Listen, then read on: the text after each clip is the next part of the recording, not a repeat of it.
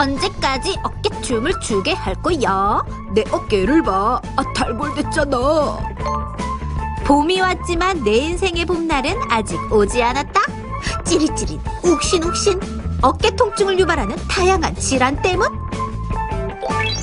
실제로 어깨를 아프게 하는 원인 질환은 다양한데 50견부터 회전근개 파열, 석회성 건염까지.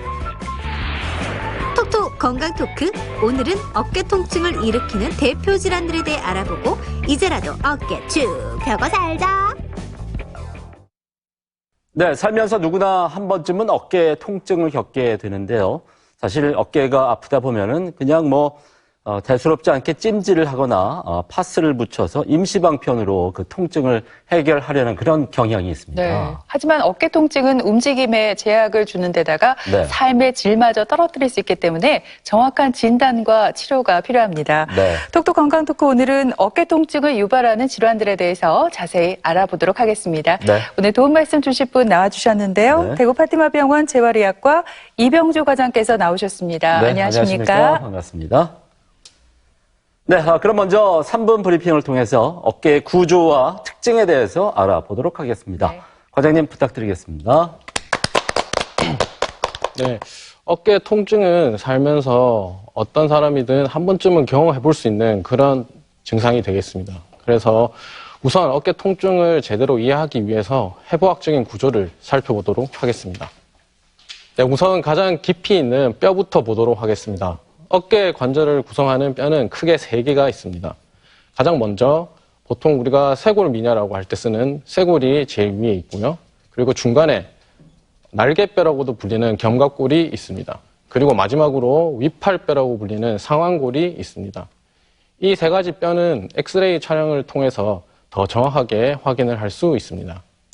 보통 우리가 이야기하는 어깨 관절은 견갑골과 상완골이 이루는 관절을 이야기합니다. 근데 이 관절을 자세히 보시면은 굉장히 특징적인 모습을 하고 있습니다. 흡사 골프공이 골프티 위에 얹어져 있는 듯한 모양을 가지고 있는데요.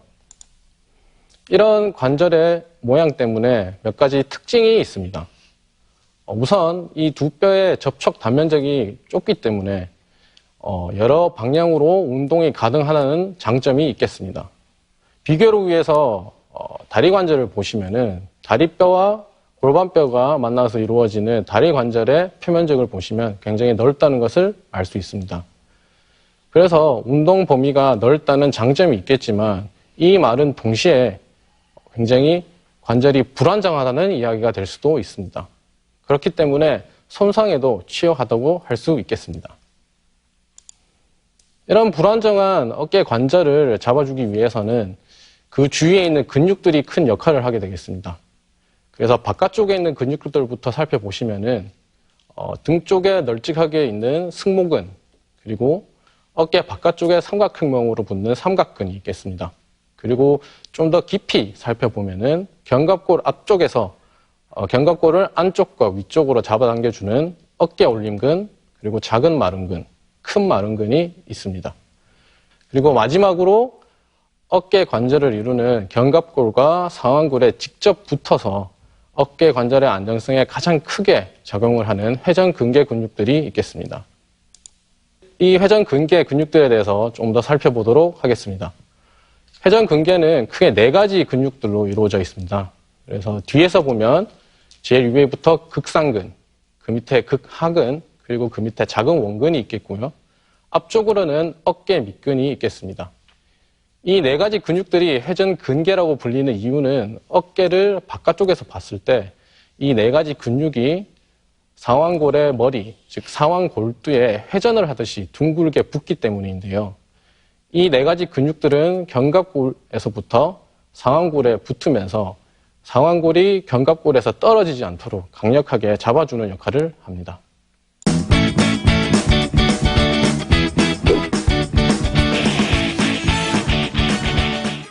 네, 어깨 통증은 누구에게나 흔하게 생기는 질환이고 보통 어깨가 아프면 50견이겠지 그렇게 생각들을 하시거든요. 그렇죠. 근데 과장님 실제로 어깨 질환 가운데 가장 흔한 게 회전근개 파열이라고요? 네, 맞습니다. 사실 보통 저희가 어깨 질환이라고 하면은 가장 많이 듣고 또 많이 아는 질환이 50견입니다. 하지만 빈도만 따졌을 때는 어깨 가장 많은 질환이 앞서 얘기 드렸던 회전근개 손상이 되겠습니다. 통계학적으로는 어깨 통증의 약 10에서 62%에서 회전근개 손상 때문에 통증이 발생한다고 하고요. 그리고 노인 인구의 증가에 따라서 빈도가 증가하는 양상을 보이고 있습니다. 이런 증가 양상을 보이는 이유는 회전근개 손상의 원인에서 찾아볼 수가 있겠는데요. 회전근개 손상의 원인은 크게 두 가지로 나눕니다. 먼저 외상, 즉 활동을 하다가 직접 회전근개를 다치는 경우가 되겠는데요. 이 경우는 노인 인구보다는 활발한 활동을 많이 하는 젊은 층에서 더 많이 발생할 수 있다고 얘기하겠습니다. 반대로 반복되는 동작에 의한 미세 손상의 경우는 동작 자체가 크게 문제를 유발하지는 않습니다. 하지만 그 동작을 수천 번, 수만 번 일상생활을 하면서 반복을 하게 되면은 그 동작에서 사용되는 근육이 닳아서 문제가 생기는 경우로 이야기하겠고요. 이 경우에는 젊은 층보다는 노인층에서 더 많이 발생하게 되겠습니다. 이런 회전근개 손상의 증상으로는 특정 동작 시에 발생하는 통증이 가장 특징적이겠습니다.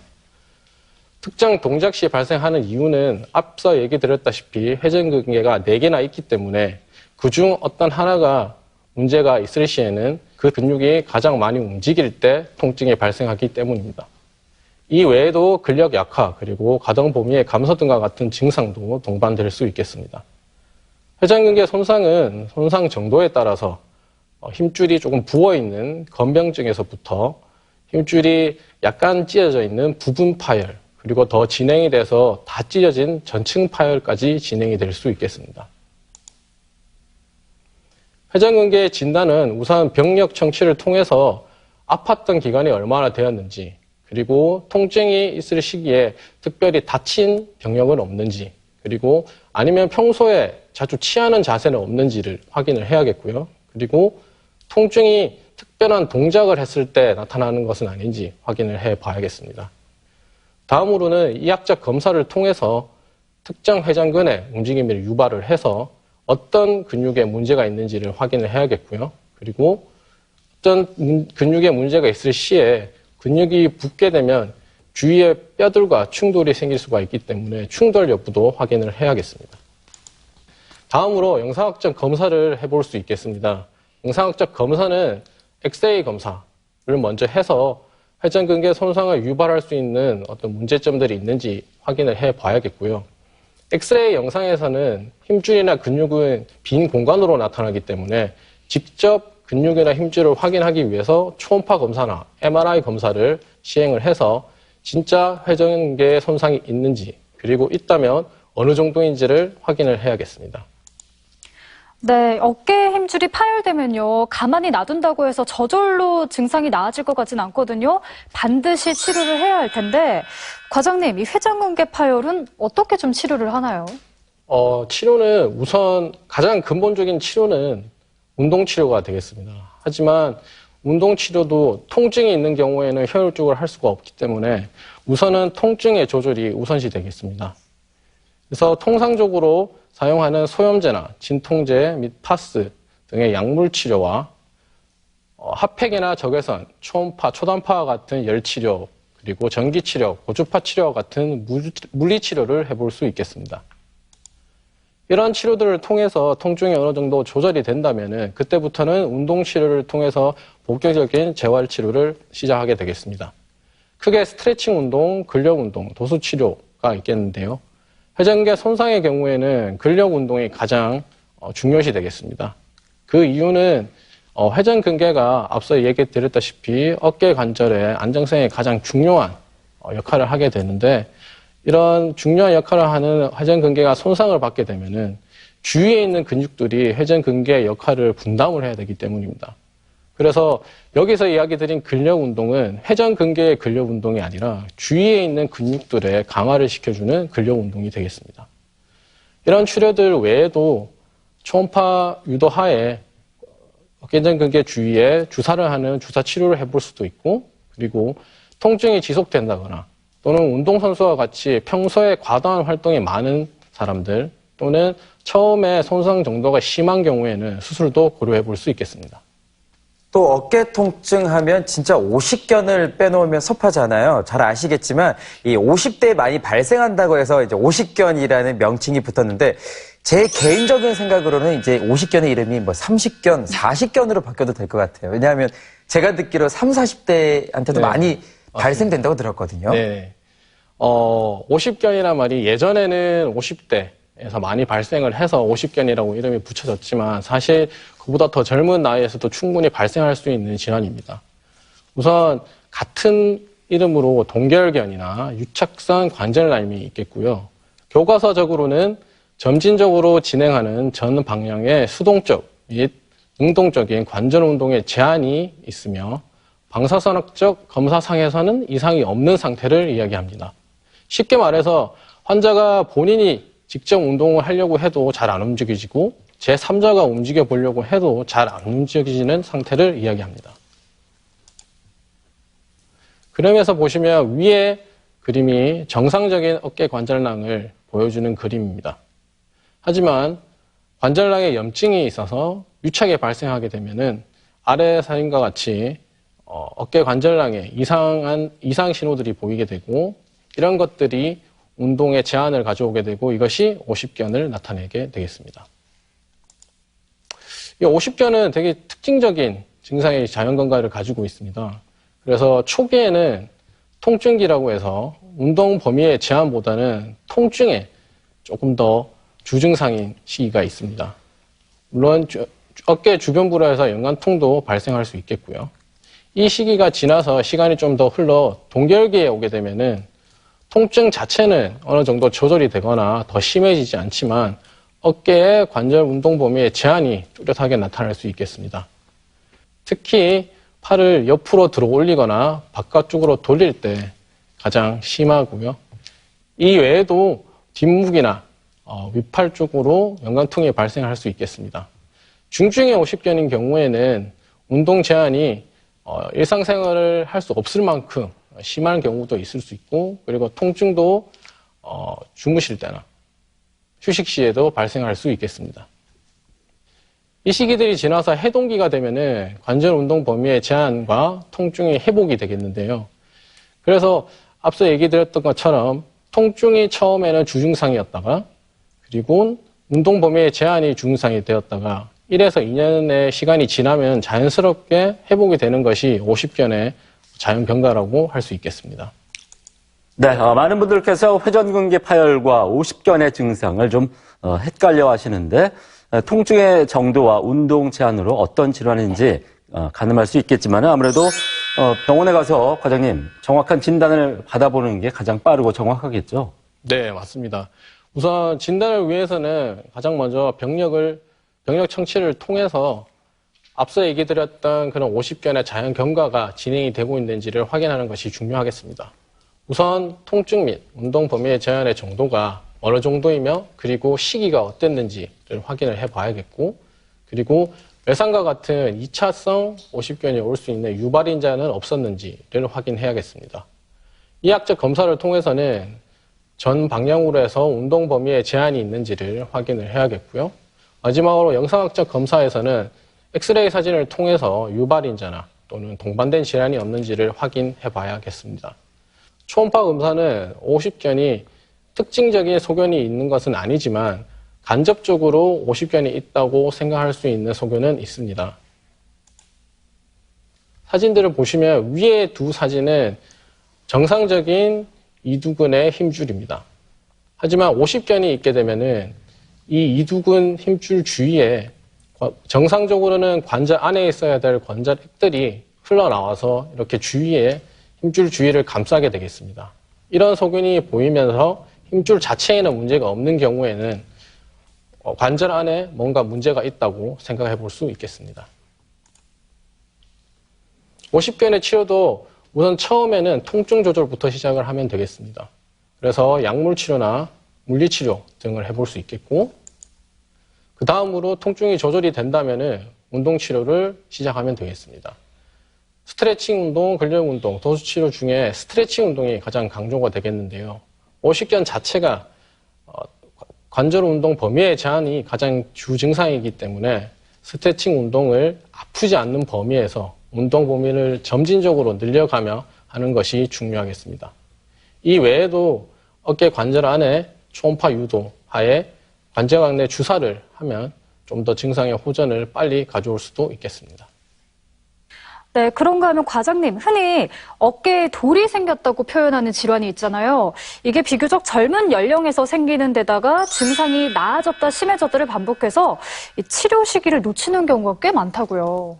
네, 맞습니다. 아마 석회성 건염에 대한 이야기일 텐데요. 어깨에 돌이 있다라는 표현이 어떻게 보면 굉장히 정확한 표현일 수가 있습니다. 석회성 건염은 정의를 보면 우선 어깨 회전근의 인대에 생긴 석회에 의한 염증입니다. 이 석회가 생기는 이유는 사실 아직 제대로 알려져 있지는 않습니다. 하지만 치료나 영상학적인 검사를 통해서 확인을 해보면 분명히 석회 침착물이 힘줄 안에 존재하고 그리고 이것에 의해서 손상된 인대가 관찰이 되기 마련입니다. 석회성 건염의 증상은 극심한 통증이 가장 주증상이겠습니다. 환자분들의 말을 빌리자면 어깨에 불이 나는 것 같다. 또는 어깨가 만지지도 못할 만큼 아프다. 어깨를 움직이지 않아도 아프다라고 표현하는 경우도 있고요. 심한 경우에는 잠을 잘 때 자세를 바꾸려고 할 때도 아프고 밤에 더 심해지는 것 같다고 표현하시기도 합니다. 이런 극심한 통증 외에도 2차적으로 운동 범위 제한이나 연관통 등이 발생할 수 있겠습니다. 석회성 건염의 진단은 우선 병력 청취를 통해서 통증의 양상이 어떤지를 확인해 봐야겠습니다. 이후에 이학적 검사를 통해서 관절 범위의 제한이나 또는 근력의 약화 등이 있는지 확인을 해 봐야겠지만 사실 석회성 건염을 가진 환자들에게서는 워낙 통증이 심해서 이학적 검사가 제한되는 경우가 많습니다. 석회성 건염에서는 영상학적인 검사가 가장 중요한 검사가 되겠습니다. 엑스레이 검사와 초음파 검사 이 두 가지가 있겠는데요. 우선 엑스레이 검사를 보시면은 왼쪽에 위에 사진이 정상적인 어깨 사진이 되겠습니다. 보시면 앞서 얘기 드렸던 어깨 뼈들이 보이고 어깨 뼈와 뼈 사이의 공간에는 힘줄과 근육들이 존재하게 되겠습니다.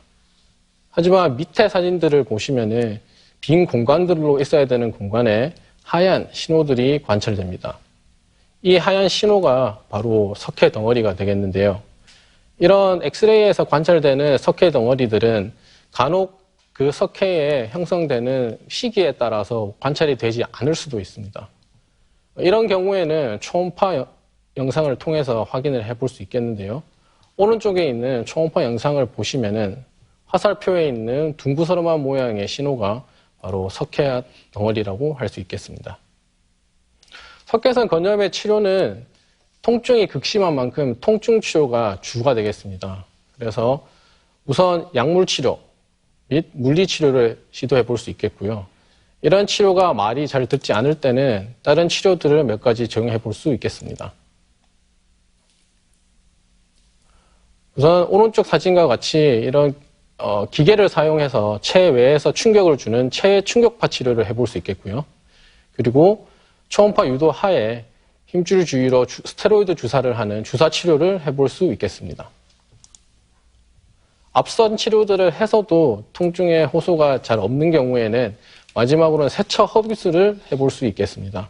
세척 흡입술이란 석회 자체에 주사 바늘을 찔러서 그 주사 바늘 끝으로 석회를 깬 후에 그 공간에 생리식염수를 넣었다 뺐다 하면서 세척을 해주는 시술이 되겠습니다.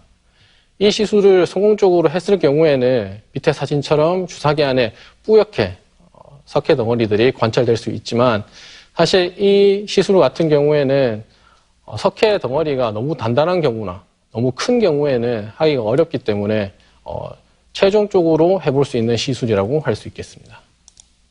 네, 네. 이렇게 어깨 통증을 일으키는 여러 가지 질환들에 대해서 알아봤습니다. 네. 교수님, 어깨 질환은 재발이 자주 된다고 들었습니다. 그런 만큼 치료 후에도 재활 운동을 꾸준히 하는 게 중요하다고요?